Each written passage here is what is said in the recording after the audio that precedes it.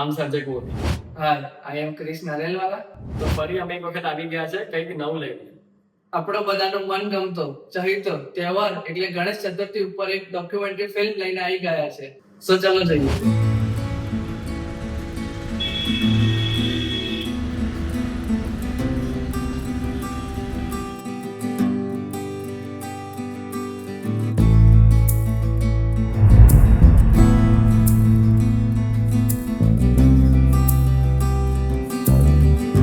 Hello and welcome to સર્જક Modi films. ચલો આપણે આજે આવી ગયા છે ગુલભાઈ ટેકરા અને અહીંયાની બધી મૂર્તિકારો કેવી રીતના બનાવીએ છે. ચલો આજે આપણે જોઈએ. ચલો આપણે આજે આવી ગયા છે ઉમેશભાઈના સ્ટોલ ઉપર. એમને મૂર્તિ બનાવીને કેવું લાગે છે એમને ચલો પૂછીએ આપણે. આપણે જે ગણપતિ બનાવતા હતા અમારા દાદા પર દાદા બહુ વર્ષો પહેલાંથી આ કામ કરે જ છે ને હજુ પણ કરતા આવે છે. અમને જોઈને અને બીજા પણ શીખી ગયેલા છે.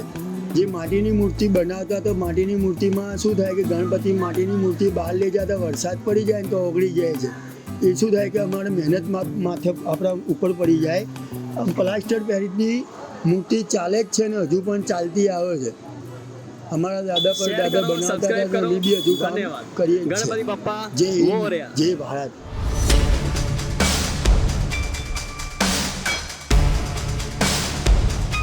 આજે આપણે આવી ગયા છે અહીંયા ગુલભાઈ ટેકરા. એક ભાઈના ત્યાં આપણે મળીએ એમને. આવો.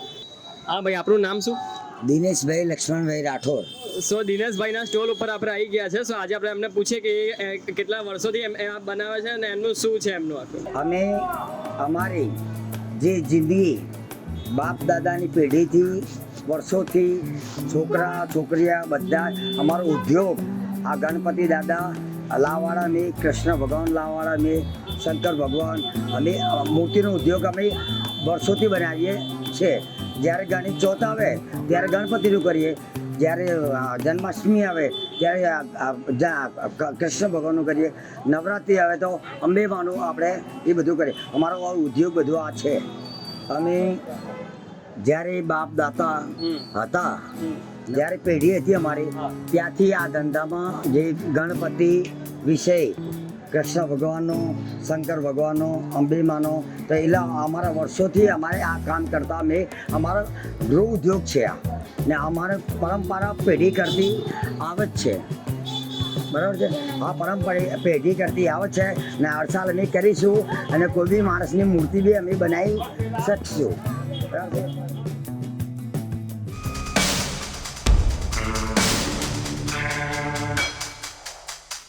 સો હવે આપણે આવી ગયા છે ભીમાભાઈના સ્ટોલ ઉપર. સો આપણે એમને પૂછી લઈએ કે તમારો એક્સપિરિયન્સ એ રીતનો કઈ રીતનો છે. હવે આ અમારું ગણપતિ દાદાનું સ્ટોલ છે ભગવતી મૂર્તિ ભંડાર.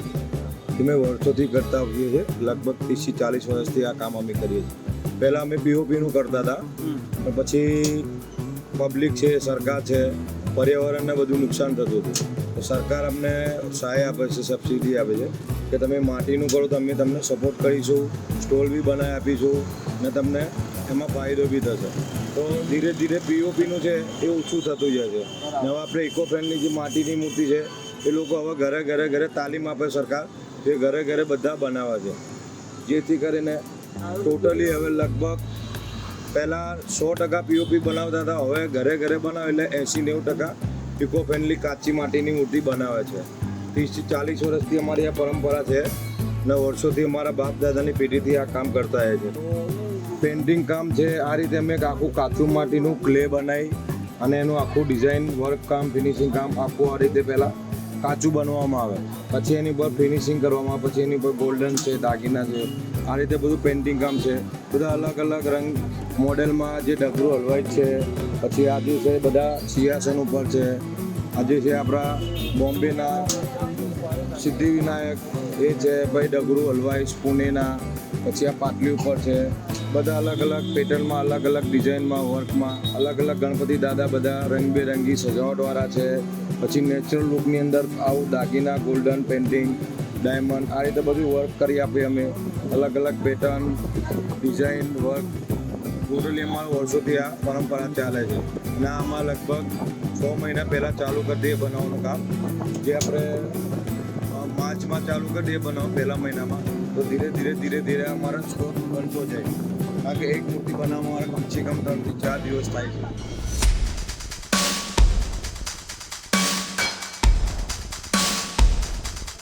હાય, મારું નામ છે અમૂલ. હું તમને મારા સ્ટોલ પર લઈ જાઉં છું. ચલો.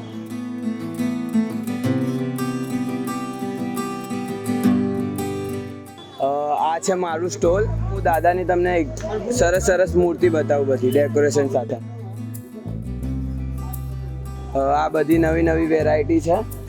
પછી આપણે કોઈ કસ્ટમાઇઝ કે કસ્ટમર, તો આપણે એને કસ્ટમાઇઝ બી કરીને આપીએ છીએ આ સ્ટાઇલમાં. આ મૂર્તિ આવી હોય પણ આપણે કોઈ કે કસ્ટમર, તો એની રિક્વાયરમેન્ટ મુજબ આપણે કસ્ટમાઇઝ કરીને એને આવું લુક આપી શકીએ છીએ. સો તમને આ વિડીયો ગમ્યો હોય તો મૂર્તિકારો માટે લાઈક કરો. શેર કરો, સબસ્ક્રાઇબ કરો. ધન્યવાદ. ગણપતિ બાપ્પા મોરયા. તો ચાલો જઈએ.